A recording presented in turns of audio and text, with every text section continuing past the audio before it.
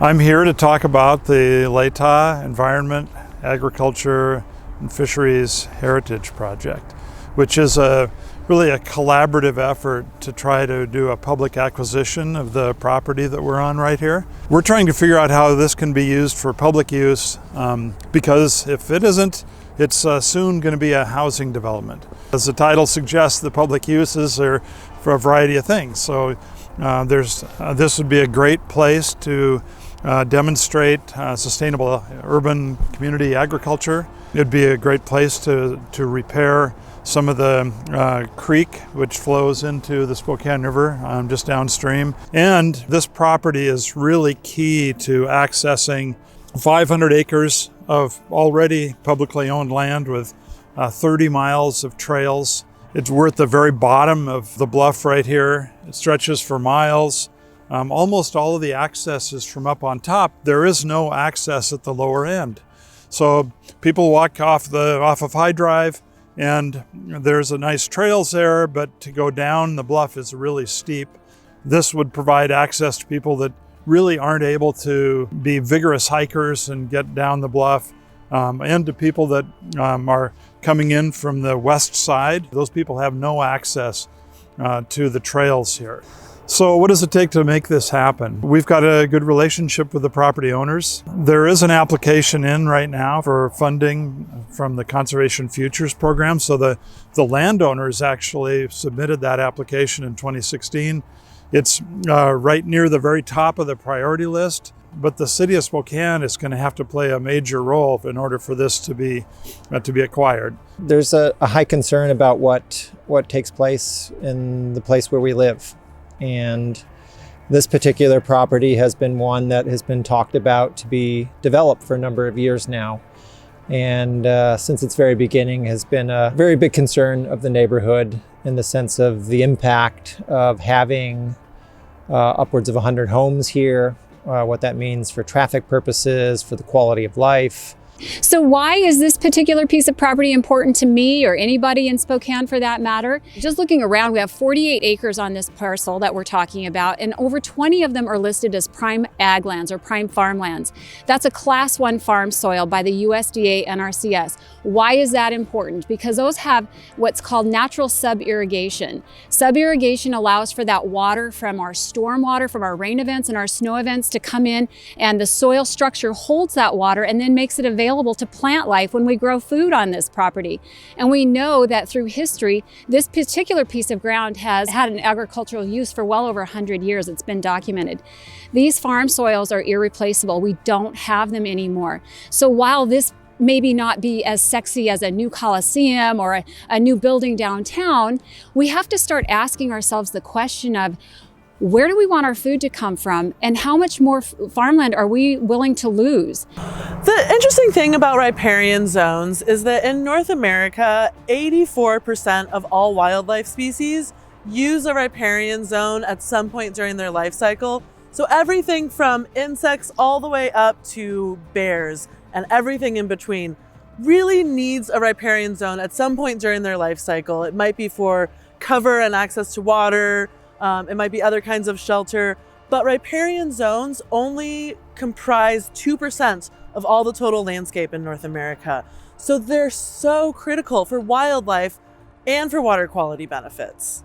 What we have behind us is a riparian corridor that is actually very functional and in fairly good shape. We need to make sure that it stays that way. There are several reasons for this. One is it simply provides great health for our creek down low.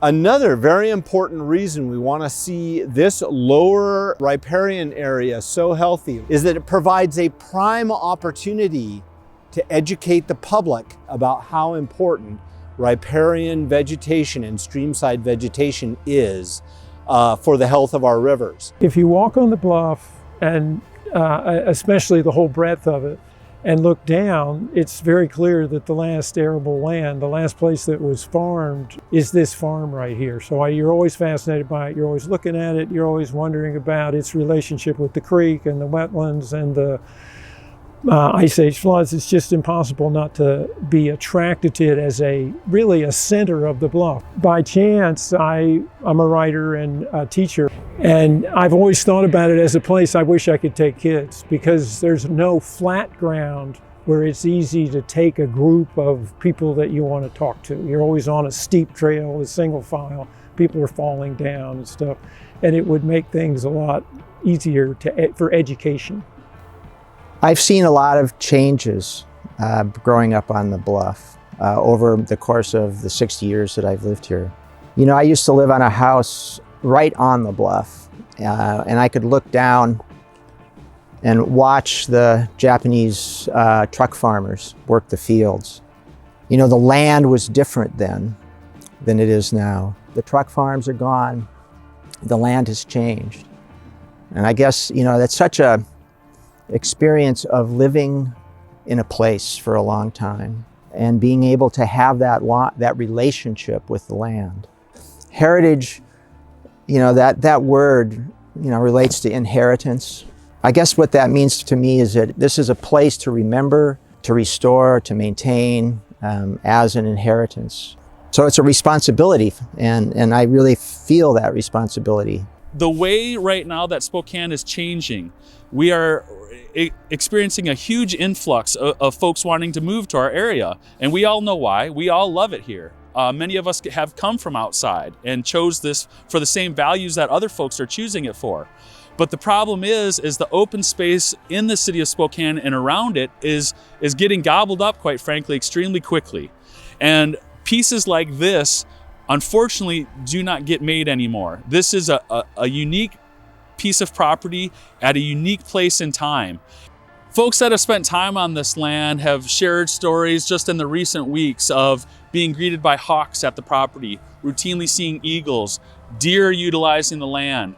We know that river otters move up and down this creek system. We know the red band trout utilizes this creek. And we know that salmon historically were found here.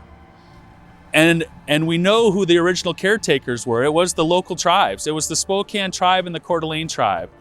We need to step up and do our part to protect that on behalf of our neighbors, our friends, our partners, the local tribes that once had complete management authority of this ground.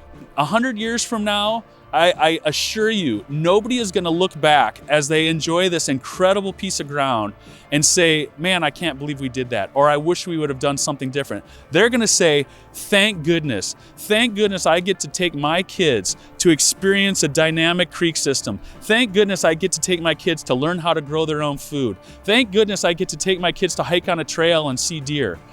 Thank goodness people had the vision to make this dream a reality.